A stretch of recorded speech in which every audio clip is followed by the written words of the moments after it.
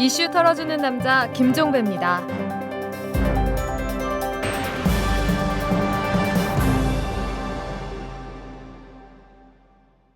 5월 15일 수요일입니다. 이 국정원 문건이 또 나왔습니다. 이 박원순 서울시장이 당선된 지 한 달여 뒤인 2011년 11월 24일에 작성된 문건인데요. 제목은 서울시장의 좌편향 시정 운영 실태 및 대응 방향 이렇게 되어 있습니다. 내용을 보면 기가 막힙니다. 이 박원순 시장이 취임한 이후 세금 급식 확대, 시립대 등록금 대폭 인하 등 좌편향 독선적 시정 운영을 통해 민심을 오도해서 국정 안정을 저해함은 물론 야세 확산의 기반을 제공하고 있어서 면밀한 제어 방안을 강구하는 게 기요하다. 이렇게 적어놓은 다음에 감사원 감사 등을 통해 관련 예산 집행 실태를 철저히 점검하고 여당 소속 시의원들에게 시 예산안에 대한 철저한 심의를 독려해야 한다. 이런 내용의 대책을 담고 있습니다. 누가 봐도 명백한 정치 개입에 해당하는 내용인데 국정원은 자기들이 작성하지 않은 문건일 가능성이 있다. 이렇게 일단 주장을 했다고 합니다. 이런 주장이 발뺌인지 아닌지를 가릴 유일한 길은 검찰 수사밖에 없는데요. 영 소식이 없습니다. 도무지 수사가 어떻게 어디까지 진행되고 있는지 국민으로서는 알 길이 없습니다. 이게 지금 현실입니다. 자, 광고 듣고 시작합니다. 재벌과 모피아의 함정에서 탈출하라. 종횡무진 한국경제.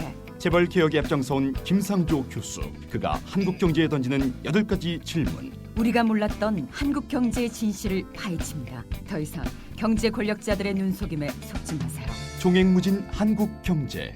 오마이뉴스가 만드는 책 오마이북.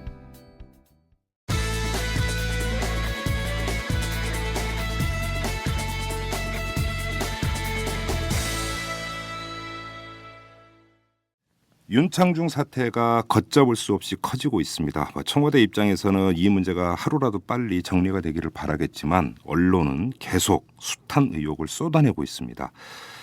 진정될 기미가 전혀 보이지를 않고 있는데요. 자, 오늘 이 문제를 집중적으로 털어보도록 하겠습니다. 먼저 미국을 연결을 하도록 하겠습니다. 자, 미국에서는 이 문제를 어떻게 바라보고 있는지 이게 궁금한데요. 김동석 뉴욕 시민참여센터 상임이사를 전화로 연결합니다. 여보세요?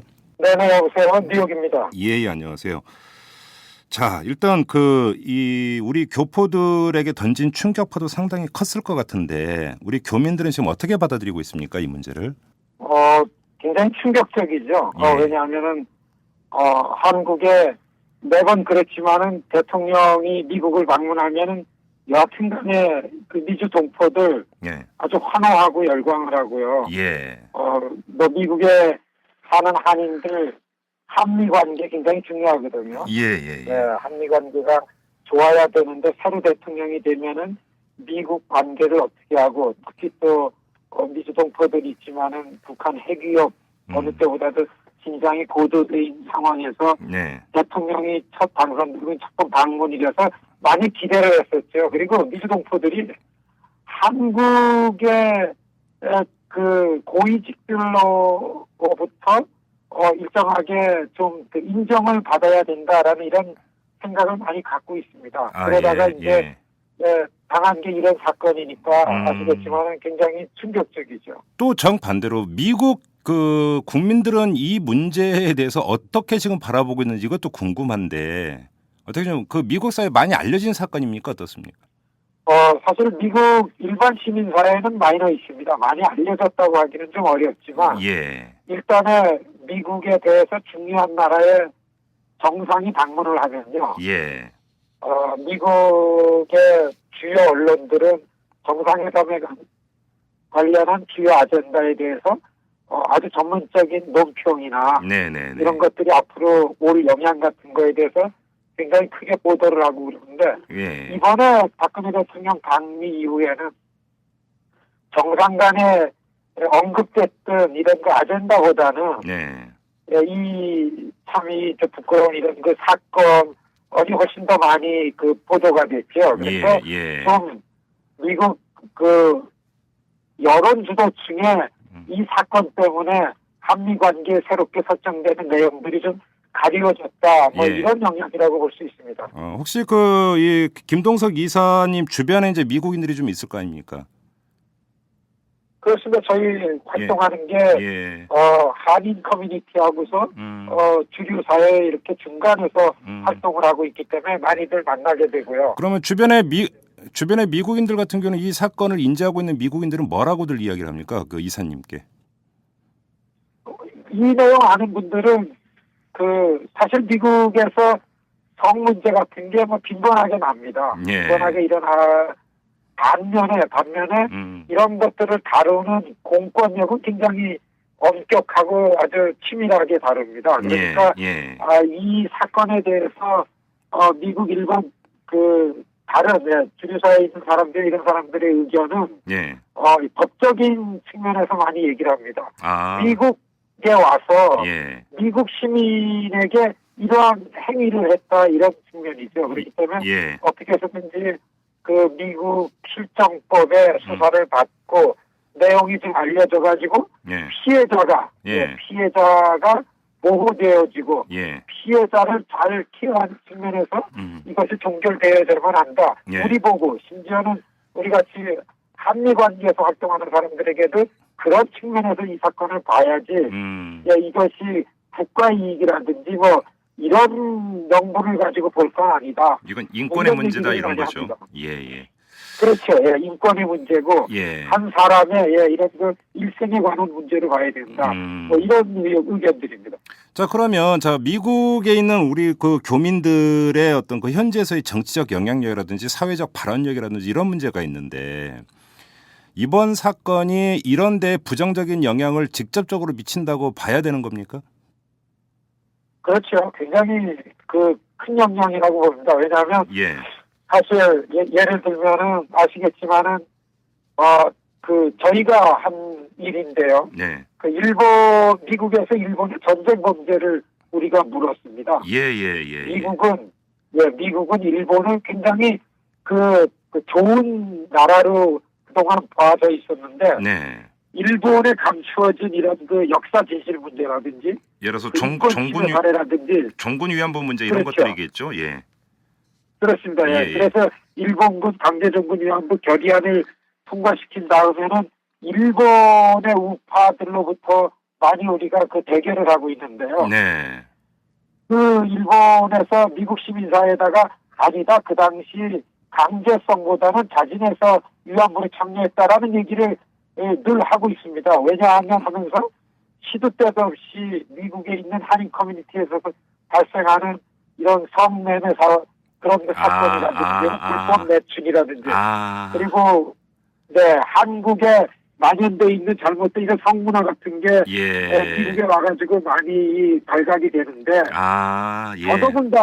더더군다나 이게 정상회담에 대통령 방문에 대변인에 관련한 사건이 이런 내용이니까 굉장히 곤혹스럽죠. 그러니까 정리를 하면 미국에서 활동하고 있는 일본 우파들의 논리가 이런 거죠. 그러니까 미국 현지 사회에서 발생하는 한인들의 성범죄라든지 성 문제를 걸면서 이거 봐라 한국인들은 성에 대해서 이런 인식과 이런 행태를 보이는 사람들인데 종군 위안부도 우리가 강제로 끌고 간 게 아니라 그들이 자발적으로 간 거다. 이런 논리를 편다라는 거죠. 지금까지 일본 우파 같은 경우는. 일본 우익, 특히 이 고이즈미나 아베 우익 정부에서는 2007년 위안부 결의안에 대한 대응이 그런 측면이 있었습니다. 이제 그런 식으로 일본 우파에서는 논리를 펴왔는데 이번에 이 윤창중 문제가 터져버리니까 일본 우파 입장에서는 이건 완전 호재겠네요, 결국은. 한 100개 이메일을 받았어요. 그래요? 이 사건에 대해서 굉장히 불미스럽고 안타깝지만은 다라 일본군 위안부 관련한 내용도 이거랑 연관지어서 생각 안 할 수 없는 거 아니냐. 왜냐하면 저희들이 다 압니다. 이거를 위안부 결의안을 그다음에 기린기를 세우고 이걸 인권 문제를 제시하는 우리 시민단체에다가 일본에서 그런 의견을 보내오는 거 볼 때는 굉장히 곤혹스럽죠.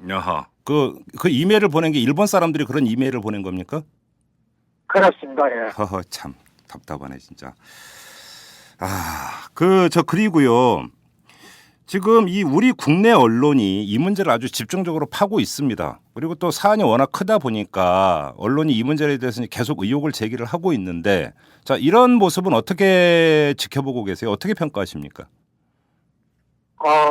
사실 뭐 어떠한 범죄도 세상에는 발생하니까 네. 그 정해진 법대로 처벌이 되고, 특히 성 관련해서는 피해자가 분명히 있는 거 아닙니까? 그렇죠. 중요한 거는요. 예. 네.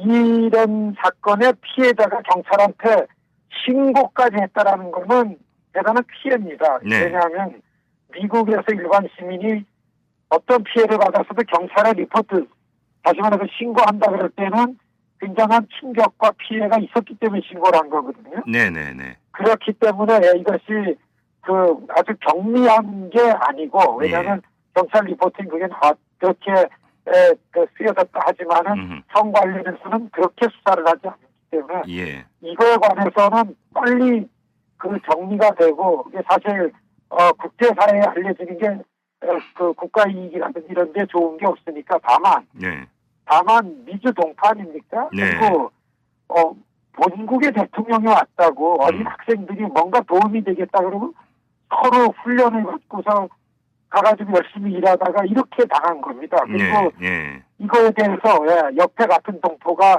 너무나 충격이니까 이거를 경찰한테 신고를 했는데, 저희가 볼 때 미국 시민사회에서 볼 때는 그거를 신고한 거는 굉장히 시민의 정당하고 씩씩한 측면이다. 그렇죠. 이렇게 인식이 되는데, 이런 것들이 불이익을 당한다든지 커다란 명분에 의해서 이것이 어떻게 숨겨진다든지 이럴 사안은 아니라고 봅니다. 이렇기 때문에 200만 이상 미주동포들한테 이거를 이미 대통령께서 특별하게 미주동포를 언급하셨기 때문에 굉장히 고통스럽게 이거에 대해서 사과의 말씀을 하셨지만, 가해자가 진정어린 사과, 사죄하고 벌을 받아야 되고, 이렇게 하면서 피해자에 대해서 최선을 다해야만 같이 미주동포들이 이거에 대해서 좀 넘어가게 되지 않을까, 이런 생각입니다. 좀 마지막으로 이 점을 여쭤보고 싶어요. 지금 이 사실관계가 명명백백하게 100% 밝혀졌다고 보기는 어렵습니다. 계속 이제 꼬리에 꼬리를 물고 의혹이 계속 나오고 있기 때문에. 그런데 이 문제에 대해서 이제 가장 먼저 세세하게 조사한 곳은 청와대 아니겠습니까? 그렇죠. 예, 그러면 청와대에서 조사 내용을 모두 만천하에 한 점 남김없이 다 공개를 하는 것이 오히려 바람직하고 사태 해결에 도움이 된다고 보십니까? 물론 그런 측면이 분명히 있어야 된다고 보고요. 예. 청와대에서 이 사건에 대해서 조사를 했다 하더라도 한계가 있다고 봅니다. 이게 다른 나라에서 발생한 사건이고, 또 다른 나라의 공권력이 이미 이거를 타치를 한 거고, 그 다음에는 피해자에 대해서 접근을 하지 못하도록 미국의 공권력이 원인을 줬기 때문에, 여하튼간에 이 사건에 대해서 명확하게 밝혀지려면 오히려 청와대에서 밝혀지는 부분도 있어야 되겠지만, 미국 현지 사건이 발생한 곳에서의 현지 공권력이 세밀하게 조사해서 피해자를 보호하는 측면에서 이거에 대한 발표가 돼야지만 이게 설득력이 있다고 보고요. 그러면 윤창중 씨가 미국에 가서 직접 조사를 받아야 마땅하다 이렇게 보시는 거군요. 그것이 미국으로 와서 조사를 받든 아니면은 서로 신뢰할 수 있는 미국 공권력이 한국 공권력에 요청을 해서 조사를 하든, 그러한 프로세스, 그러한 경로를 통해서 발표되는 조사 내용이 설득력이 있다, 이런 생각입니다. 예, 알겠고요. 하나만 더 여쭤보겠습니다. 지금 또 하나의 의혹이 윤창중 씨가 급거 귀국을 한 게 윗선에 종용이 있었기 때문이냐 아니냐, 이걸 갖고도 국내에서 상당히 논란이 되고 있는데요. 만에 하나라도 윗선에서 당신 귀국하라라고 종용을 해서 귀국을 한 것으로 밝혀질 경우에 이게 미국에 던지는 파장이 또 커지게 되는 겁니까? 사실 외교적인 측면에서 이러한 부분이 어떻게 국제관계 속에 룰에 어긋나는지, 이거에 대해서 전문적인 제가 아는 게 별로 없어서 잘 모르겠는데요. 일단은 미국에서는 다국민 보호라는 게 있습니다. 그렇죠. 그래서 내용 자체가 미국의 시민이 다른 나라 사람들로부터 침해를 당한 거기 때문에 네. 미국 측 조사가 굉장히 엄격하게 네네. 비해줄 수밖에 없고 중간에 뭔가 국제관계에서 어떤 룰을 어겼다 그러면 엄중하게 따지지 않겠는가 이런 예. 것이 이제 그렇게 생각할 수 있다고 봅니다. 알겠습니다. 자, 이사님 말씀 여기까지 듣겠습니다. 고맙습니다. 네, 안녕히 계십시오. 네. 네, 이번에는 최명석 변호사를 연결을 해서 요번에 지금 이 미국 사법 체계에 입각해서 볼 때 요번에 불거진 문제가 어떤 정도의 경중을 갖고 있는지 이 문제를 따져보도록 하겠습니다. 이 최명석 변호사는 미국에서 검사로 또 일하신 바도 있는 그런 분이십니다. 여보세요? 네, 여보세요? 네네, 안녕하세요. 네, 안녕하세요. 일단 크게 두 가지로 나눠서 한번 여쭤보겠습니다. 먼저 윤창중 씨의 경우인데요. 지금 네. 사실 사실관계가 완전히 확정이 되지를 않았기 때문에 네, 조금 좀 조심스럽습니다만 지금까지 나온 것을 종합을 해서 볼 때 와인바에서 엉덩이를 만졌고 그다음에 호텔 방에서 알몸 차림이었다라고 일단 가정을 한다고 할 경우에 네. 이거는 지금 미국의 사법 체계에 입각해서 볼 때 어느 정도의 죄라고 봐야 되는 겁니까? 네, 그 질문이 아주 중요한 핵심 하나인데요. 예. 저도 그냥 이 워싱턴 D.C. 그 법을 이렇게 보면서 그것도 저의 검사 그때 그 경험으로 토대로 그거를 좀 적용해 보면은 네. 이 해석상에 제가 처음에 그러니까 이 사실관계가 이제 되게 중요해요. 사실. 그렇죠, 그렇죠. 네. 예. 근데 예를 들면 제가 처음에 이거 들었을 때는 와인바에서 엉덩이 맞았다, 네. 만졌다, 이 정도 수준이면은 예. 그냥 경범에 해당이 돼요. 왜냐하면 그냥 그 상대방의 동의 없이 그냥 이렇게 만졌다고 그런 거잖아요. 예. 근데 이 호텔 방에서 그 상황을 여러 가지 그냥 사실이 저도 좀 조심스러워요. 왜냐면 저도 네, 그냥 네. 검사로서 그 팩트가 중요하지만은 네. 예를 들면은 요즘에 그런 저도 이렇게 언론에서 나온 거 보면은 나체 상태에서 호텔 방에서 네. 예를 들면 여자가 들어왔는데 문이 닫혔는지 그런 것도 좀 봐야 되겠지만은 그런 상황에서 엉덩이를 맞았자면 완전히 차원이 달라요. 왜냐하면은 예. 그렇게 되면은 최소한 4급의 성추행하고 3급도 가능하다고 보고요. 예. 그리고 좀 그 검사가 좀 적극적으로 이거에 대해서 진행할 생각이 있으면은 진짜 1급 강간 미수죄도 해당이 될 수도 있다고 봐요. 그래요? 왜냐하면은 예. 미국에서는 이 실제로 행동에 이렇게 엉덩이 만지는 것 자체도 충분할 수 있어요. 제일 더 중요한 게 네. 두 가지를 보는데 예. 일단 상대 여성이 느끼는 공포하고 위협 예. 그게 하나 포인트고요. 그리고 예. 또 엉덩이를 만진 사람의 의도. 예. 예를 들면 이 여자하고 이렇게 섹스하려고 그런 의도를 있는데 만지고 그런 거가 해당되면은 사실 이런 이 인텐트라고 이제 의도가 상대부 그러니까 둘 다 해당이 되거든요. 그러면 엉덩이 만진 거 하고 나체 상태에서 이렇게 만지는 거는 객관적인 행동으로서는 충분하다고 봅니다. 지금 그러니까 와인바에서 엉덩이를 만진 거는 거의 기정사실화 되는 것 같고요. 네. 지금 이제 남은 문제는 호텔 방에서가 문제가 되는데 네. 그냥 인턴 여성이 들어왔을 때 알몸 상태였느냐 여기서 끝인 것이냐. 근데 지금 네. 어제부터 새로 나오는 이야기는 알몸 상태에서 또 엉덩이를 만졌다라는 지금 의혹이 제기가 되고 있어요. 네, 그게 중요해요. 예. 왜냐하면은 예. 엉덩이를 호텔 방에서 나체 상태라도 예. 엉덩이를 만지고 그러지 않았으면 그냥 영어로는 indecent exposure 그러니까 약간 바바리맨 같은 그런 그런 역할인데 예. 그런 것도 좀 형법에 해당되지만은 그것만으로는 그 정도 중범으로 해당은 안 돼요. 근데 거기서 여자를 다가가서 엉덩이 맞으면서 예를 들면 신랑이 같은 게 좀 있었으면 진짜 그러면은 되게 심각해지는 거죠. 이거는 지금 호텔 방이라고 하는 것은 폐쇄된 공간이 되는 것 아니겠습니까? 그렇죠. 그러면 당연히 피해 여성이 느끼는 공포와 불안이라는 것은 더 심해질 수밖에 없는 거겠고. 네, 그러니까 저도 그래서 사실관계에 대해서 정확히 모르는 상황에서 좀 조심스럽지만 예를 들면 들은 거는 여자가 막 뛰쳐나오고 이랬을 거 그런 거는 위협이 느꼈다는 거 그런 거를 그렇죠. 이게 증명하는 거거든요. 네네네. 그런 거 같은 게 사실이냐면은 그런 게 그런 데서 되게 중요한 팩트죠. 그러면 지금 좀 전에 이제 변호사님이 뭐 4급, 3급일 수도 있고 검사의 어떤 판단에 따라서 1급 강간 미수죄에 해당이 될 수도 있다 이런 이제 언급을 하셨는데 네. 이 급에 따라서 처벌의 수위는 당연히 달라지는 거죠. 네, 맞습니다. 여기 보면은 예를 들면 1급, 예. 1급 같은 경우는 원죄 강간죄에 대해서는 예. 1급 강간죄에서는 여기는 뭐 실제로 누가 이렇게 다친 거 그런 거는 아니기 때문에 그런 거는 추가되는 거는 빼면은 한 최대 한 30년 징역 30년. 징역이 맥시멈인데 예. 그 미수는 그게 반에 돼요. 그러니까 한 15년 되는 거죠. 그렇습니까? 네. 그렇게 되고 그리고 그렇지만 이제 3급 같은 경우에는 좀 이제 그거보다 좀 더 작죠. 네. 제가 알기로는 5년인가 잠깐만 제가 그거를 갖고 있는데 예. 제가 봐서는 third degree 3급이면은 예. 이게 한 10년 아. 그리고 4급이면 5년. 아하.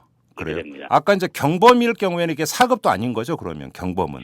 경범은 이제 4급도 아니고 이제 그러니까 미스터민이라고 그러니까 경범이죠. 중범 아니에요. 예. 그러면 그래서 그거는 뭐 벌금만 내고 뭐 그만둔다든지. 아니에요. 벌금은 아니고요. 예. 그리고 180일. 그러니까 반년이죠. 그것도 네. 경범인데도 그게 예. 경범으로 거기서는 이제 그렇군요. 예. 이게 이제 우리나라의 경범죄는 아닙니다. 그런 의미의 경범이 아니죠, 그러니까. 네네네. 그러니까 여기는 영어로는 미스터미너예요. 예, 그렇죠. 그러니까 예. 그렇죠. 그러니까 그래서 그런 부분에서 좀 약간 중요하게 봐야 돼요. 이게 분명히 이거 징역 가능한 거예요. 경범이라 하더라도 징역 최고 180일까지는 처할 수 있다 이런 얘기가 되는 거죠. 그렇죠. 네. 알겠습니다. 그리고 또 하나의 지금 중요한 문제가 윤창중 씨가 귀국을 하게 된 경위인데 이게 이제 사법 방해죄가 나오고 있습니다. 그런데 이게 또 중요한 것이 본인이 독자적으로 판단해서 본인이 도피성으로 혼자 결정해서 온 거냐 네. 아니면 청와대 윗선에 귀국 종용이 있었느냐에 따라서 이게 또 얘기가 엄청 달라지는 것 아니겠습니까? 네. 만약에 본인이 혼자 판단해서 귀국을 했다면 이때는 어떻게 되는 겁니까? 뭐 혼자 그냥 판단해서 그냥 도망을 쓰는 그러면 이게 사법 방해죄가 그럼 해당은 안 되죠. 그렇죠. 그냥 도피죄로 그냥 추가로 뭐 그런 거 도피가 되는 본인한테 거죠. 이렇게 가는 거죠. 예. 근데 이제 문제는 사실 이 사법 방해죄 이 부분이 사실 더 큰 파장이 제가 봐서는 더 있어요. 그게 사실은 더 악성이에요, 사실. 네, 예. 왜냐하면은 일단 이것도 중범이고 네. 그리고 또 미국의 법이 이거를 규정하는 게 되게 광범위로 돼 있어요. 그래요? 네, 그래가지고 예를 들면 그냥 경찰이 조사하는 진행을 그거를 인지하는 상태에서 누구를 종용해서 그냥 한국으로 가라 이렇게 되면은 이게 제가 거의 확실히 이게 해당이 될 수도 있어요. 아하. 그런데 이미 경찰에 신고가 들어갔고 그래서 경찰이 출동을 한 거 아닙니까? 네, 그렇기 때문에 이게 해당이 되는 저도 그러니까 이거 사실이 그거만 봐서는 제가 예. 봐서 그게 맞으면은 아마 제가 검사했으면 그거는 충분히 해당 사법 방해죄를 적용할 수가 있다. 그러면 이제 네. 사법 방해죄를 적용하는 대상은 윤창중 씨한테 귀국을 종용한 그 당사자가 되는 거죠. 그렇죠. 그렇게 되는 거죠. 이게 이제 문제는 이게 한 개인이 아니라 지금 문제는 청와대 인사라는 게 문제의 악성이 이제 바로 여기 있는 것 아니겠습니까? 네. 다른 사람도 아니고 청와대 인사가 미국의 사법 체계를 방해한 거잖아요. 사법 집행을. 네, 그래서 제가 봐서도 이게 물론 정치적인 그런 여러 가지 그런 얽히고 좀 고려 대상이 있을 수 있다고 보긴 하지만은 예. 기본적으로 미국이 그런 부분에서는 조금 한국하고는 좀 덜 민감해요. 그런 부분에서 저도 검사였지만은 네. 미국에서는 원칙적으로 상사 지시나 영향력이 부적절하기 때문에 그거에 대해서는 하면 안 되는 일이에요. 그렇기 때문에 담당 판사의 그분의 생각하고 소신이 되게 중요하고 원칙대로 하면은 네. 그 피해자하고 그 증거하고 그 법에 따라서만 적용해가지고 이거 판단을 해야 되는 게 맞아요. 그래요. 네, 그래서 이게 한국에서 여러 가지 정치적으로 곤란할 수 있다 이런 것도 제가 검사에 대해서는 말 못하겠지만은 네. 원칙적으로는 그 검사는 그런 것에 대해서는 무시해 버리는 게 맞아요. 근데 자 여기서 이제 이게 수사 기법에 해당이 될 수도 있는 문제이지만 윤창중 씨의 그러니까 그 성추행 일단 성추행으로 일단 단어를 그렇게 한번 썼으면 좋겠는데 성추행에 대해서는 피해 여성이 분명히 그 현존하고 있고 또한 미국 교민 아니겠습니까? 그래서 미국 사법당국이 수사를 하는데 장애가 없는데 네. 문제는 만약에 귀국 종용 문제는 이거는 지금 그 미국 그 사법 당국이 어떻게 조사를 할 수 있는 여지가 엄청 제한이 되는 거잖아요. 네네. 그러니까 그런 부분에서는 뭐 이제 거기서 그 검사가 네. 이런 그렇죠. 그게 문제죠. 왜냐하면은 네. 그 검사가 사실 그 지시를 했더니 종용을 했다는 그 당사자를 그 진술이 필요하든지 아니면은 뭐 윤창중 씨의 진술이 필요하겠죠. 예. 그렇기 때문에 제가 봐서는 실제로는 이 윤창중 씨가 거기까지 가기 전에는 이게 증명하기가 쉽지 않을 것 같아요. 그러니까요.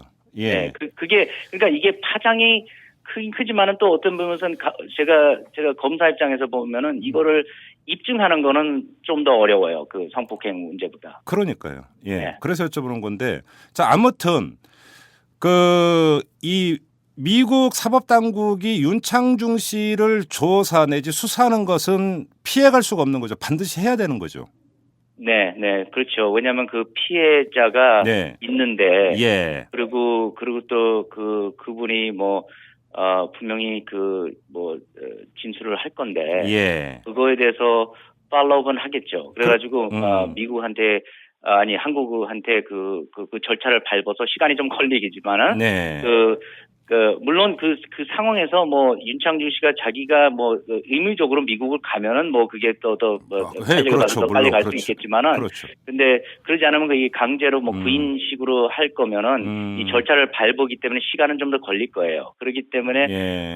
그 부분은 좀 더 복잡하지만은 법적으로는 이런 중범 이런 거에 대해서는 분명히 그런 권한은 있어요. 그래요. 자, 그러면 그 윤창중 씨가 꼭 미국에 가서 조사를 받아야 되는 겁니까? 아니면 미국이 예를 들어서 이제 검사를 파견해서 한국에 파견해서 조사를 한다든지 아니면 한국의 사법당국의 조사를 의뢰한다든지 이런 방법도 강구가 가능한 겁니까? 어떻게 됩니까? 예, 그 검사가 한국에 온 거는 그게 좀 unusual 하지만은 예. 그것도 그 검사가 그런 소신을 갖고 있으면은 예. 가능은 해요. 왜냐하면은 예. 실제로 그 진술이 필요한 거기 때문에 꼭 그게 예. 워싱턴 D.C.에서 그 진술을 받아야 된다는 건 아니니까. 네. 그렇지만은 그러니까 그런 거 같은 거는 이제 그 검사의 권한에서 있는 거죠. 그래요? 네. 근데 그 검사도 이 케이스만 아니고 다른 케이스도 있기 때문에 자기가 시간을 내서 여기까지 올 거 이런 거는 별도 문제죠. 그럼 한국 검찰에 먼저 좀 조사를 해서 그 결과를 보내달라 이러는 방법도 동원 가능한 방법입니까? 그러니까 그거는 조사는 받을 수도 있긴 있겠지만 실제로 네. 그런 게 간단치 않을 거예요. 왜냐면은 그런 진술도 다 영어로 이렇게 해야 되고. 그렇네. 네, 그리고 그런 거 translation 이슈도 그리고 그런 게 또 under oath 그러니까 그런 법적으로 이 사람이 swearing in 하라고 그러죠. 내가 그냥 그런 거 법적 허락이 있으면 그렇게 하는 상황에서 보통 이렇게 하거든요. 그래서 거기서 거짓말하면 미국에서 이렇게 검사한테 이렇게 하면은 그런 것도 또 perjury라고 또 그런 위증 그런 죄가 또 붙이기 때문에 좀 그런 압박이 있는데 여기서 한 거하고는 그런 효과가 없기 때문에 아무래도 직접 검사가 받지 않은 거 그냥 제3자의 그냥 진술로만으로서는 검사가 어떻게 할지 명확하지 않네요. 이거는 사실 이제 최명석 변호사님께 여쭤봐야 될 성질의 문제인지는 잘 모르겠습니다만, 네. 한미 당국이 좀 조율을 해가지고 정치적으로 파장을 최소화하는 상태에서 수사를 조율한다든지 이럴 소지도 있다고 보십니까? 어떻습니까?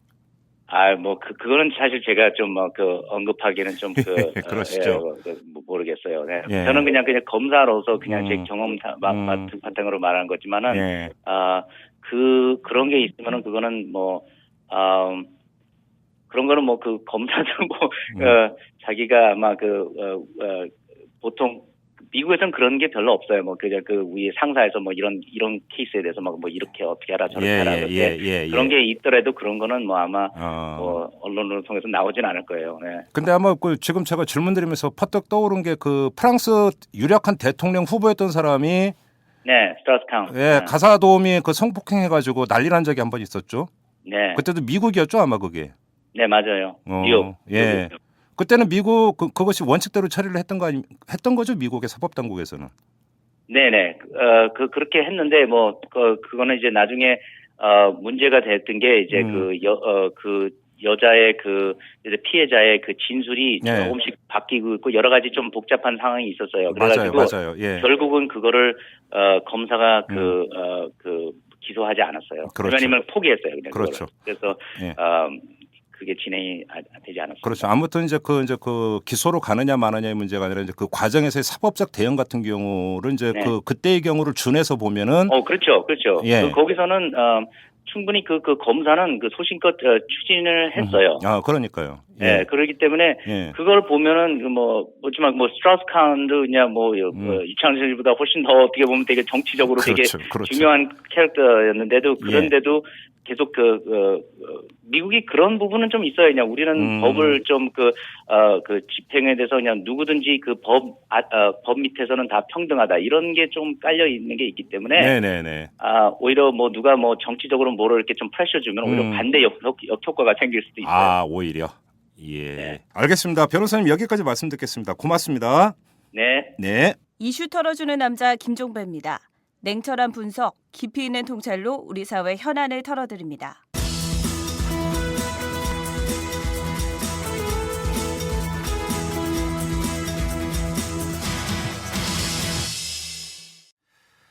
매주 수요일에 보내드리는 코너죠. 장윤선의 소소한 특종 시간입니다. 자, 오마이뉴스의 장윤선 정치전문기자 모셨습니다. 어서 오십시오. 네, 안녕하세요. 네. 자, 오늘 주제는 어떤 겁니까? 네. 이게 소소한 특종을 최소한 한 달에 한 번 정도는 해줘야 이게 면이 서는데. 아시네. 소소한데 너무 치중하다 보니 특종이 잘 안 터져서 청취자 여러분들께 우선 사과의 말씀을 드리면서. 기자는 항상 이 특종의 압박과 그러니까 스트레스 속에 살아가는 존재인 걸 제가 잘 알아요. 네. 예, 그래도 한 달에 한 번. 네. 마감 스트레스보다 이게 더 세더구만요. 이 이탈남 스트레스가? 저희는 잘해주고 있는데 왜 그러세요? 별로 잘해주고 있다고 생각이 안 들어요. 여하간 오늘 준비한 얘기는 박근혜는 억울하다. 예? 박근혜는 억울하다. 윤창중 때문에 그러는 겁니까? 그렇죠. 그러니까 사실 박근혜 대통령이 그 미국 순방길에 오른 그날부터 버락 오바마 미국 대통령을 만나서 정상회담을 진행하기까지 단 하나의 실수 없이 아주 매끈하게 보수의 품격을 보여주었다. 그리고 특히 이제 한복 외교, 특히 이제 그 서방에서는 그 한류가 굉장히 세지 않습니까? 근데 싸이 이런 류도 있지만 사실 정치인이 보여주는 우아함, 단아함, 참 곱다, 이런 것들. 그러니까 하나의 이미지부터 정치 현안까지 단 하나도 실수한 것 없이 정말 잘했다. 이제 청와대의 평이 그런 겁니까? 제 생각에는 박근혜 대통령 스스로도 그런 생각을 하고 있을 것 같아요. 굉장히 잘했다. 청와대 내부에서도 그렇죠. 그리고 새누리당 평가도 굉장히 잘했다. 평가할 만하다. 민주당에서도 좋은 평가가 나왔죠. 한미 정상회담에서 그 한미 동맹을 격상시킨 점에 대해서 굉장히 좋은 평가를 내놨는데 이 막판에 터진 이 윤창중 폭탄 때문에 이 완전히 모든 성과가 한순간에 무너져 버리고 사실 방미 수행단이 귀국하는 비행기를 타기 전부터 그리고 돌아와서 지난 주말 사이에 얼마나 많은 일들이 있었습니까? 윤창중의 기자회견, 그것이 다 거짓말, 그 다음에 청와대의 반격, 막 계속 이제 공방전의 그 진실 게임으로 지금 가고 있는 이 국면이 본인은 가서 엄청나게 잘하고 왔는데 그 성과는 다 묻혀버리고 모든 국민들은 윤창중의 노팬티, 알몸 이런 얘기만 하고 있으니 박근혜는 억울하다. 그러니까 자, 여기서 이제 이 방송에서는 이걸 잘해야 돼요. 박근혜는 억울하다냐? 박근혜는 억울하다? 아니, 박근혜는 억울하다? 로 가야 되느냐. 이게 뭐냐면 이 끝을 억양을 어떻게 두느냐에 따라서 이게 메시지가 완전히 달라지는 거예요. 그렇군요. 억울하답니까? 아니면 억울하다입니까? 뭡니까? 그건 좀 소소하게 살펴보면서 예. 청취자 여러분들하고 같이 한번 판단을 해보죠. 억울하다일 수도 있고요. 억울하다 내용상으로 보면 컨텐츠 내용상으로 보면 예. 억울하다 이런 것도 이제 되고요. 박근혜 대통령 본인의 우리가 마음속으로 들어가자면 심정적으로는 억울하다. 박근혜 그렇게 될 대통령 수도 입장에서야 억울하다 하겠죠, 그냥. 그렇죠. 억울하다. 억울하다. 근데 이제 지켜보는 사람 입장에서는 억울하다에 이제 그렇죠. 같은 악센트를 둘 거냐, 네. 아니면 억울하다. 그러니까 이제 거기에 물음표를 붙일 것이냐, 네. 이 차이가 있는 갑자기 거죠. 어학 공부를 하고 있는 느낌이 듭니다. 네. 그건 어학이 아니라 발성 공부. 그죠? 그렇군요. 네. 네. 알겠습니다. 저도 뭐 발성 별로 좋지도 않은데. 가끔 자, 보면 굉장히 잘난 척이 심한 김종배 시사평론가신 것 이거는 같습니다. 편집해 주세요. 네. 저기 어제 네. 통일부에서 느닷없이 갑자기 북한의 그 개성공단 관련해서 실무회담을 갖자고 했어요. 근데 네. 그 박근혜 대통령이 지시였다고 했습니다. 그렇습니다. 그 아침 10시에 네. 청와대가 국무회의를 열었습니다. 네. 그 전날 박근혜 대통령이 사과하지 않았습니까? 네. 그리고 그 이튿날 수석비서관 회의에서는 이제 윤창중 사건으로 비롯된 그 미국의 교포 여대생과 부모 뭐 이렇게 사과를 했고 그 이튿날 열린 국무회의에서 느닷없이 이런 얘기를 하죠. 네. 개성공단의 완제품과 원부자재 반출과 관련해서 통일부는 북한 측에 관련된 회담을 제의하기 바란다. 예. 이렇게 제시를 했습니다. 예. 근데요, 이게 통상 이런 회담 지시 같은 거를요, 대통령이 직접 이렇게 지시를 하는 예가 흔치 않아요. 아니 그러니까 저도 제가 그 뭐 과문한 탓인지는 모르겠지만 일반적으로 외교안보 장관 회의를 먼저 그렇습니다. 한다든지 그렇죠. 거기서 조율을 한 다음에 그렇죠. 하는 건데 그렇죠. 대통령이 공개전 자리에서 예. 회담 제의를 해라. 네. 그걸 받아서 통일부에 서고 저 이런 경우 거의 못 봤어요. 처음이죠. 그리고요. 예. 사실 이게 그 대통령이 그런 얘기를 언지를 한다 하더라도 회담 제의를 한다 하더라도 만약에 이제 비공개 백브리핑이라고 하죠. 예. 그러니까 일단 그 전체 오프닝에서는 하지 않고 그다음에 이제 그게 대변인 예. 그 브리핑을 통해서 이런 말씀을 하셨다. 이렇게 전달돼서 그걸 기자들이 그래요. 그러면 막 쓰고 이런 게 보통의 관례였거든요. 그런데 어제 같은 경우에는 국무회의에서 개성공단 관련된 얘기를 쭉 한 다음에 제일 말미에 출입 기자들이 나가기 전에 네. 박근혜 대통령의 멘트로 직접 얘기를 해서 굉장히 이것은 뭔가 이례적이다. 이런 얘기를 평가를 받고 있습니다. 아무튼 그 회담은 좀 됐으면 좋겠어요. 네. 개성공단 입주해 있는 기업들이 워낙 지금 피해가 막심하기 때문에 네. 다만 그 완제품이나 원 부자재라도 반출할 수 있으면 조금이라도 이제 그게 벌충이 될 테니까 네. 회담이 돼가지고 좀 그 성과가 있으면 좋겠는데. 네. 근데 오늘 뭐 이야기의 포인트는 그건 아니고. 네. 자, 왜 그러면 이 국면에서 그걸 하느냐 이거 아니겠습니까? 그렇죠. 그래 국면 전환용이라는 얘기가 나오고 있는데 네. 윤창중 파문을 희석시키기 위한. 그렇게 볼 수 있는 겁니까? 그렇죠. 왜냐하면 그 대개의 이제 그 박근혜 대통령 뭐 박근혜 대통령이 아니다 하더라도 정부 당국자가 북측에 회담을 제의할 때 그것이 진정성이 있으려면 사실 프로세스가 굉장히 중요한 거거든요. 그러니까 당장에 무엇을 하자라고 중요한 것이 아니라 그 북한이 늘 강조하는 게 이게 아닙니까? 말 대 말, 행동 대 행동. 이걸 굉장히 중요하게 강조하고 있는데 그렇죠. 뭔가 말이 신뢰를 구축할 수 있는 단계들이 쭉 쌓여간 다음에 그다음에 행동이나 뭐 이런 조치들이 나와야 되는데 이른바 이제 예열 과정이 필요하다는 그렇죠. 거죠. 북한은 남북 관계에서는 그게 굉장히 네, 중요합니다. 네, 네. 그런데 그런 거 없이 느닷없이 이게 딱 나온 거예요. 그러니까 이제 예컨대 지금 사실 원래는 이 남북 관계가 굉장히 경색 국면으로 가고 있었고 한미 정상회담 전에 말이죠. 그러니까 그 박근혜 대통령의 방미 이전에 남북 관계를 생각한다면 굉장히 냉각이 심각한 정도였고 국내에서는 이러다 전쟁 나는 것이 아니냐라는 얘기들까지도 막 흘러나왔었기 때문에 이 국면을 전환하기 위한 가장 좋은 액션 플랜은 박근혜 대통령이 미국에 가서 오바마 대통령을 만나서 내오는 성과 그렇죠. 그거에 따라서 남북 관계의 향후 네. 비전이 굉장히 많이 엇갈린다 이런 관측들이 굉장히 많지 않았습니까? 정상회담이 터닝 포인트가 돼야 된다는 주장이 많았죠. 그렇죠. 예. 그래서 그게 굉장히 주목도가 높았던 회담이고 또 물론 이제 첫 번째 해외 순방이기도 하고 우리나라의 가장 큰 무방 국가인 미국에 가서 어떤 얘기를 하고 돌아오느냐 그 내용이 굉장히 중요하다 이런 얘기를 많이 했었죠. 근데 이제 윤창중 파문 때문에 그것이 굉장히 뭐 아예 다뤄지지 그렇죠. 않고 있잖아요. 아예. 방미의 성과가 뭔지조차도 예. 전혀 얘기가 나오고 있지 않는 거죠. 예. 그렇기 때문에 이 성과를 좀 박근혜 대통령은 뭔가 알려야 될 필요성이 있었던 겁니다. 그리고 이 성과를 알리는 것뿐만 아니라 동시에 실질적으로 남북관계 개선을 위한 조치들이 좀 필요하다라는 상황 인식은 하고 있었을 거예요. 아, 예, 예, 그러니까 뭐냐면 남북관계에서 박근혜 대통령이 늘 주장했던 것은 뭐냐면 박근혜 대통령뿐만 아니라 한국의 보수나 새누리당 이 관계자들이 주장했던 것은 햇볕 정책, 퍼주기 뭐 이런 것들로 인해서 남북 관계를 북한에 의해서 끌려가면 안 된다. 네. 남북 관계 주도권은 반드시 남이 가지고 있어야 된다. 예. 뭐 이런 예, 그렇죠. 그런 측면에서 어제 그 소소하게는 이제 개성공단의 그 원부자재 문제라든가 아니면 뭐죠 그 완제품 네. 뭐 이런 것에 대한 실무 접촉을 주문을 하긴 했지만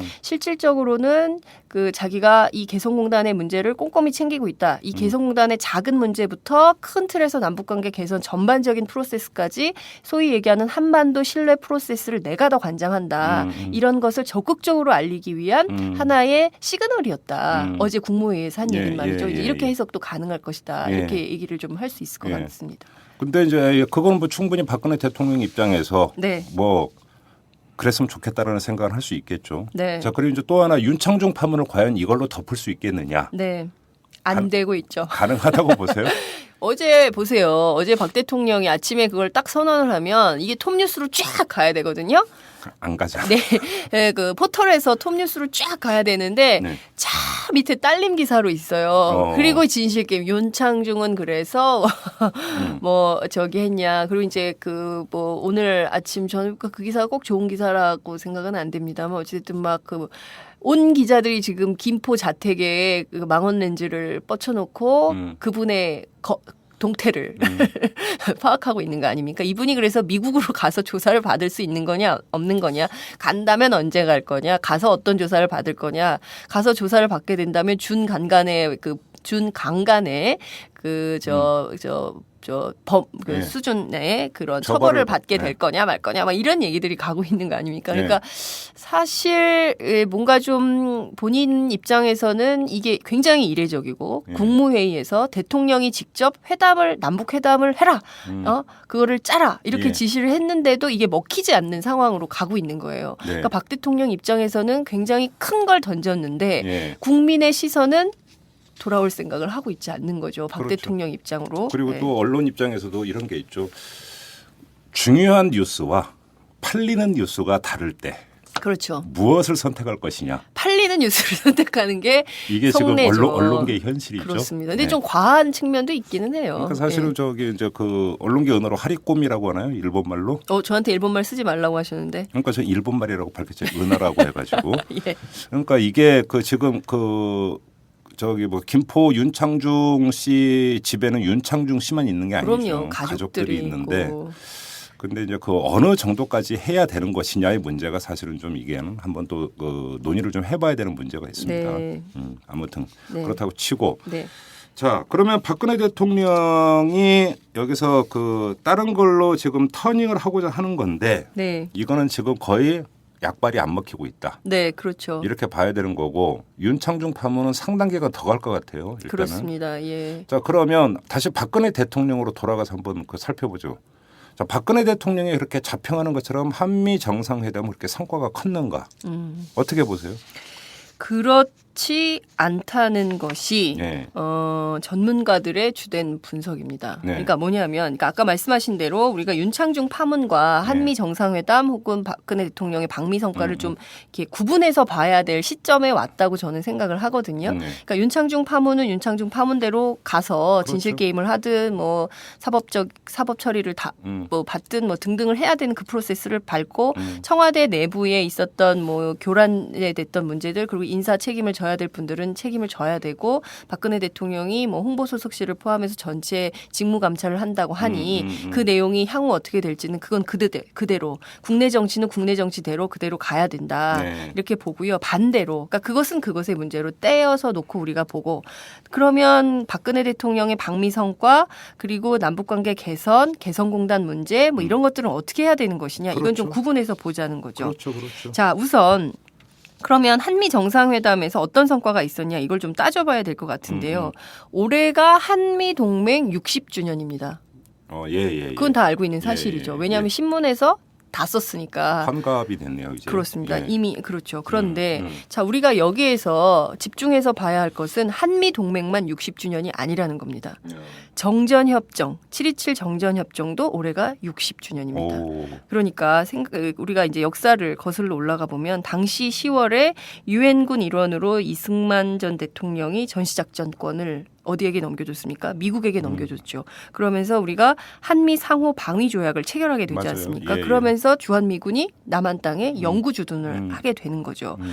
자, 그러면서 사실 올해 앞두고 몇 년 전부터 시민사회에서는 이게 한미동맹 60주년이 아니라 정전협정 60주년에 포커스를 맞추고 이 정전협정을 어떻게 평화협정으로 만들어서 한반도의 영구적인 평화 정착을 이룰 것이냐. 이것이 핵심 포인트여야 한다.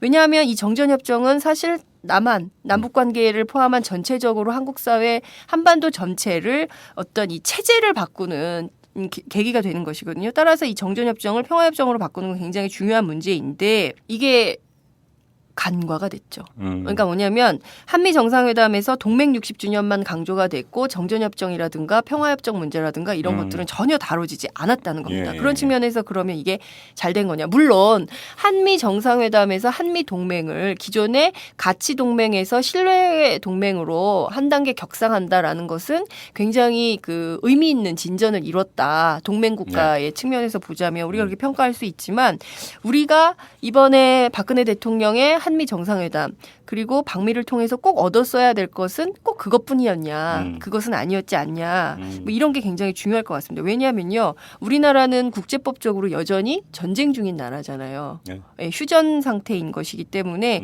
이 전쟁을 끝냈다. 우리는 이 전쟁이 끝났다. 1950년 한국전쟁은 이제 끝났다. 이것을 선언하려면 이 정전협정을 평화협정으로 꼭 바꿔야 된다는 겁니다. 근데 이게 전혀 먹히지 않았다는 거예요. 물론 이게 그러면 박근혜 대통령이 이번에 가서 잘못해서 그런 거냐? 꼭 그런 것만은 아니다. 왜냐하면 북한이 계속 위기를 긴장 국면을 고조시킨 측면도 있고 그리고 무엇보다 꼭 이 점을 지적하지 않을 수 없는 게요. 지난 MB 정부 5년간 남북관계 개선을 위해서 한 게 아무것도 없어요. 그 대화도 안 했고 뭐 무슨 인도적 지원 같은 것도 하나도 안 했거든요. 오죽하면 법륜스님이 이런 무도한 정권은 처음이다. 이렇게 할 수가 있냐. 뭐 이랬는데 사실은 이런 측면에서 우리가 좀 평가를 해볼 필요가 있겠다. 이런 생각이 좀 듭니다. 그러니까 이 윤창중 파문에 밀려갖고 한미 정상회담 결과가 완전히 묻혀버렸다고 하는데 네. 솔직히 저도 예외가 아닌 게 별로 기억이 안 나요. 정상회담에서 무슨 합의가 있었는지 솔직히 좀 별로 기억이 안 나는데 그나마 나는 게 그러니까 한미 정상회담에서 이런 이야기가 좀 나오길 기대했던 거 아닙니까? 지금 한반도 긴장이 상당히 최고조로 올라갔던 건데 자 그러면 이 긴장 완화를 위해서 한미가 무엇을 할 수 있느냐? 북한의 변화를 유도하기 위해서 그러면 어떤 카드를 꺼낼 수가 있느냐 이것에 주목을 했는데 제 기억에 따르면 한미 정상회담 합의문을 보면 다 가정법이죠. 그렇죠. 북한이 변화하면 한다면 그렇죠. 그러니까 이제 이 조건을 그렇죠. 다는 내지 if 만약에 영어 많이 쓰시네 오늘. 북한이 좀 영어 좀 해요. if 북한이 변화한다면 네.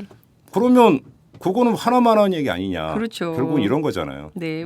그게 말씀하신 굉장히 중요한 지적이신데요. 북한이 바뀌면 북한이 국제사회 일원이 될 생각이 있다면 태도를 바꾼다면 우리는 북한에 대한 지원, 대화는 계속할 용의가 있다. MB 정부 5년 동안 했던 화법도 그거예요. 그거였죠. 그렇지만 그것은 사실 북한 입장에서 보면 뭐야. 그렇지. 예. 그러니까 우리가 좀 뭘 바꾸게 뭘 좀 내놔봐 카드를 내놔봐 그렇죠. 이러는 게 북한인데 네. 야, 일단 니네 바꾸면 그때 한번 생각해 볼게 이러니까 그렇습니다. 이게 평행선인 거죠 결국은. 네, 그렇습니다. 말씀하신 대로 이게 이제 북한은 굉장히 말도 굉장히 중요하게 생각하는 나라잖아요. 그러니까 뭐냐면 남한이 그리고 또 미국이 그리고 중국이 일본이 어떤 대화를 하느냐에 따라서 그 맥락 속에서 판단하고 행동하고 움직이는 게 굉장히 강한 국가인데요. 대부분에 보면은 그동안에 해왔던 얘기를 관성적으로 되풀이한 것 이상이 아니었어요. 그래서 전문가들은 이런 평가를 하더군요. 이번 한미 정상회담에서 박근혜 대통령은 굉장히 성과를 많이 하고 와서 굉장히 억울해하지만 사실 이번 한미 정상회담으로 남북관계 개선을 위해서 실질적으로 얻은 것은 아무것도 없다. 네, 그러니까. 제로다. 네. 그러니까 사실 박근혜 대통령은 억울하다가 아니라 억울하다가 되는 거죠. 그렇죠. 네. 그 미국 상하원 합동연설에서 그 DMZ 비무장지대에 평화공원을 만들고 싶다. 네. 자기 소망이라고 얘기를 했는데 네. 그걸 만들기 위해서 그럼 지금 무엇을 타개해 나갈 것인가? 네. 뭐 이게 전혀 없었으니까. 그렇죠. 그게 바로 박근혜 대통령이 맨날 주장하는 게 뭐냐면 나는 거칠이 안 합니다. 하지 않을 것에 대해서 헛된 약속은 하지 않습니다라고 하는데 사실 대표적인 헛된 약속이 바로 그거예요. DMZ 국제평화공원. 왜냐하면 이게 우리만 한다고 해서 될 문제도 아니고 예. 북도 응해야 DMZ에서 그게 가능한 거거든요. 그렇죠. 우리가 만약에 거기 평화공원 만들겠다고 들어가면 북 입장에선 그거는 도발이에요. 도발. 그러니까. 그럼 바로 전쟁 나는 거죠. 그때 그 연설 내용 나오고 그래서 인터넷 보니까 그 DMZ는 둘째치고 개성공단 좀 어떻게 해봐라. 그렇죠. 그거 그 얘기가 많이 나오대요. 예, 개성공단 입주 기업들은 사실 이번에 박근혜 대통령이 미국에 갔을 때 굉장히 큰 기대를 하고 있었어요. 그러니까. 가서. 예. 그러니까 사실 지금 개성공단에 대해서 남도 북도 이 공단의 중단을 원치 않는 마음이 그렇죠. 있어요. 그렇죠. 그 사실 이게 우리 입장에서는 개성공단 뭐 그렇게 거기서 뭐 얼마나 뭐가 나온다고 뭐 그렇게 하겠어라고 하겠지만 사실 북 입장에서는 개성공단이 어떤 데였냐면 굉장히 전략적인 요충지였어요. 거기에 원래 군사지 그렇죠. 도시였죠, 북한 2군단이 두 개 사단을 주둔하고 있다가 이것을 뒤로 뺀 거 아닙니까? 그렇죠. 그러니까 사실상 15km 이상을 후방 배치하게 된 거였고 개성에서 사실 군사 행동이나 뭐 이런 것들을 못 하게 된 거거든요. 그래서 여기에 사실 이게 우리가 경제 문제로만 생각하지만 사실 개성공단은 안보적인 문제가 굉장히 강한 겁니다. 그래서 여기서 이제 개성공단 입주 기업 같은 경우에 사실 굉장히 성과도 많았어요. 임금이 낮았고 굉장히 손기술이 제가 개성공단 갔었잖아요. 갔다 오셨어요? 갔다 왔죠. 제가 개성공단을 여러 차례 갔었어요. 그 2005년에만 하도 제가 3번인가 갔었는데 네. 그 굉장히 일단 말이 통하고 그리고 우리나라 사람들이 손기술이 좋지 않습니까? 갑자기 어떤 모 박사가 갑자기 생각이 나네. 누구 박사요? 황우석 박사가. 왜 그러세요? 여하튼 예. 젓가락으로 콩을 집을 수 있는 민족은 우리나라밖에 없다. 맞습니다. 그래서 그 말이 통하고 또 이게 손기술이 좋기 때문에 이게 굉장히 작업 진도가 얘기를 굉장히 잘 나간다는 거예요. 그래서 그때 한 그 신발 공장 사장이 저한테 했던 얘기가 뭐였냐면 베트남 가서 똑같은 생산 라인에서 일을 돌려보면 개성공단에서 만약에 100개가 나온다. 만약에 1000개가 나온다고 치면 베트남에서는 왜 안 되니 왜 이러니 뭐 이렇게 하면서 해도 100개가 안 된다는 거예요. 그러니까 작업 속도나 일의 능력이나 그리고 우리나라 사람들 또 되게 착하잖아요. 되게 순종적이잖아요. 그러니까 재계가에게는 노동 생산성이 엄청나게 그렇죠. 높은 거지. 거기다가 임금도 굉장히 싸죠. 그러니까 이 노동 생산성이 정말 높은 거죠. 그러니까 이 개성공단 입주 기업들은 여기가 황금어장인데 이걸 놓치면 안 된다. 그리고 심지어는 개성공단 말고 북에 제2의 개성공단, 제3의 개성공단을 계속 만들어서 사업을 확장할 수 있게 해주라. 이런 게 있어요. 이게 왜냐하면 이 사람들은 비즈니스상 이게 되는 거거든요. 진짜로 그게 저 동남아나 이런 데 가서 현지 투자하는 것보다 거기에 하는 게 100배 낫죠. 님도 보고 뽕 떴다는 그렇습니다. 거지. 도랑치고 가지. 그치? 말이 굉장히 잘 나오시네요. 그래서 그런데 그런 효과가 있는 거고요. 북 입장에서 보면요. 북한 입장에서도 이게 개성공단에 살고 있었던 노동자가 총 몇 명입니까? 갑자기 제가 어딘가 적어왔는데 여기 있군요.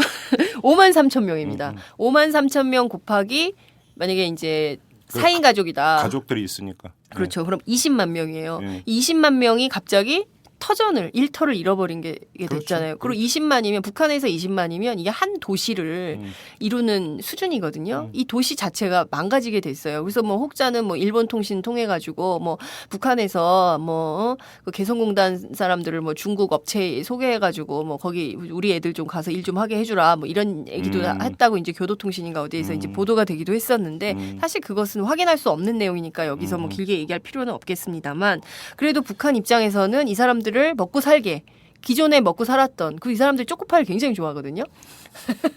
그 외국 가면 초코파이가 그렇게 인기가 많아요. 특히 이제 그 컵라면 오고 컵라면, 신라면 엄청 이런 얘기하면 안 특정 되는데. 제품은 얘기하면 안 되는데 여튼 라면 저도 영어 한번 써봅니다. 네. 라면. 그리고 이 초코파이. 네. 초코파이를 굉장히 좋아해요. 그래서 그 이분들이 입장에서는 이게 남한 관계자들과의 이제 일하면서 생긴 특수관계도 있고 또 이제 일하다 보면 우리나라 사람 또 정이 많지 않습니까? 뭐 이런 것들이 쭉 쌓여있기 때문에 북에서도 원치 않는 거예요. 개성공단 문 닫는 게. 그리고 이제 북의 입장에서 이게 뭐 무기 팔아먹네 뭐 어쩌네 한다 하더라도 이게 중요한 생계수단의 하나이기 때문에 이걸 없애고 싶지 않아요. 그러니까 막판에 이러저러한 얘기들이 나오는 거죠. 북에서도. 그러니까 이게 남도 북도 서로 원치 않는 것을 굳이 어떤 경계 때문에 이렇게 막 에스컬레이트 돼가지고 할 필요가 없는 단계인 거죠. 그러니까 뭐 어제 통일부가 발표한 회담 제의가 그게 뭐 국면 전환용이든 아니든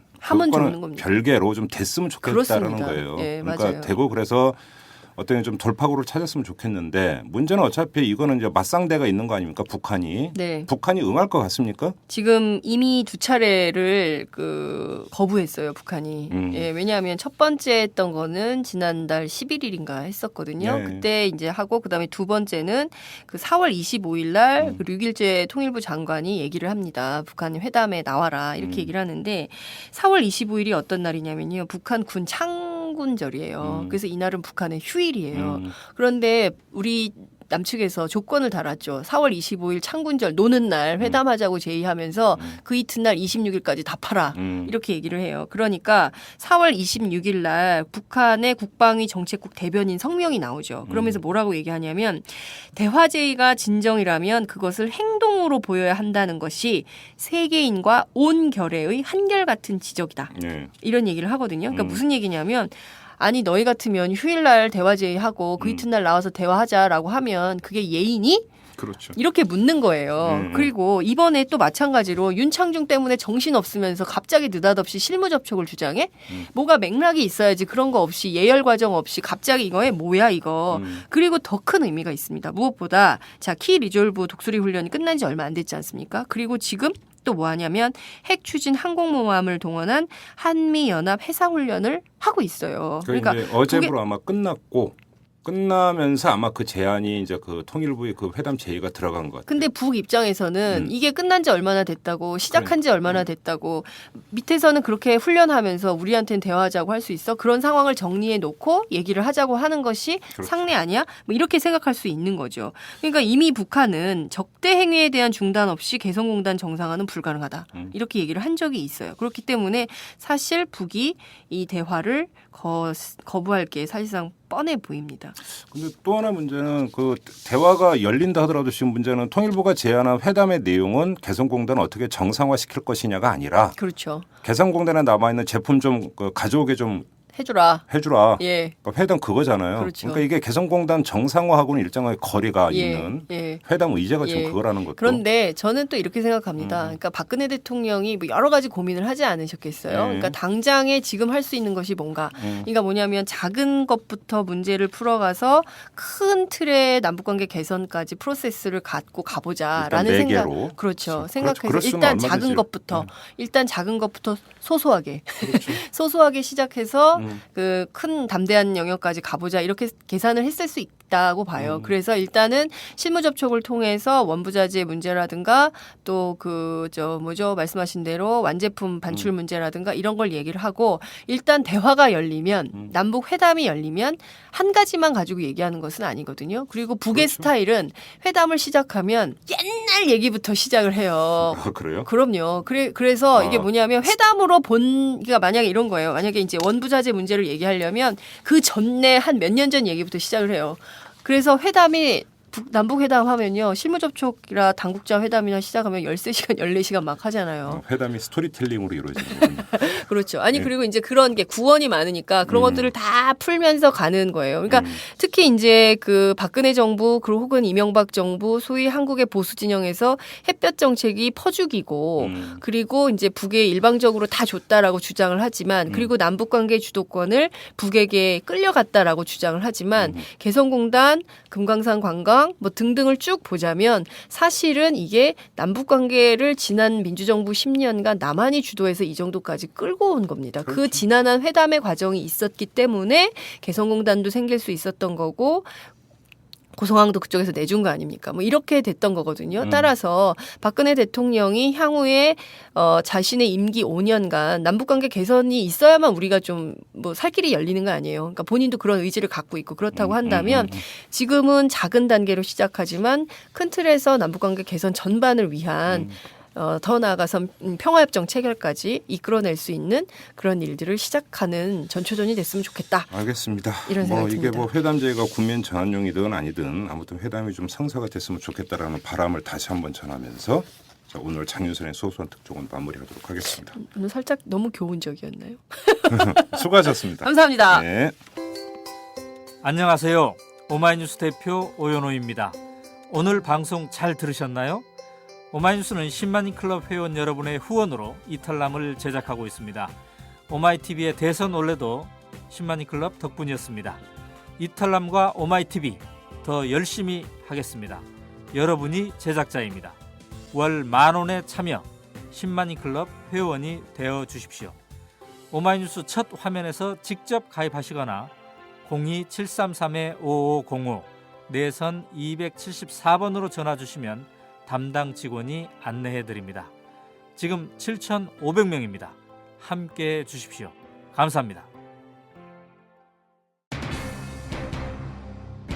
네, 앞서서 윤창중 사태에 대해서 짚어봤는데요. 무엇보다 여운이 긴 건 김동석 이사가 전한 내용입니다. 미국 현지 교민들이 일제의 그 식민지 지배에서의 만행을 고발하는 활동을 계속 벌여왔고 거기서 종군 위안부 문제를 집중적으로 부각을 시켰는데 이번에 이 사건이 오히려 그런 활동을 저해할 수 있고 교란할 수 있다 이런 취지로 언급을 했는데 미처 생각하지 못했던 부분인데 정말로 아프게 다가오는 그런 지적이 아닐 수 없습니다. 정말 답답하고 한심스럽습니다. 그리고 이 국제전화를 연결하면 항상 이 음질이 좋지가 않습니다. 저희 기자재가 좀 노후해서 그런 거니까 여러분들의 양해도 함께 구하도록 하겠습니다. 자, 오늘 방송 여기서 마무리하도록 하겠습니다. 지금까지 이탈남 김종배였습니다.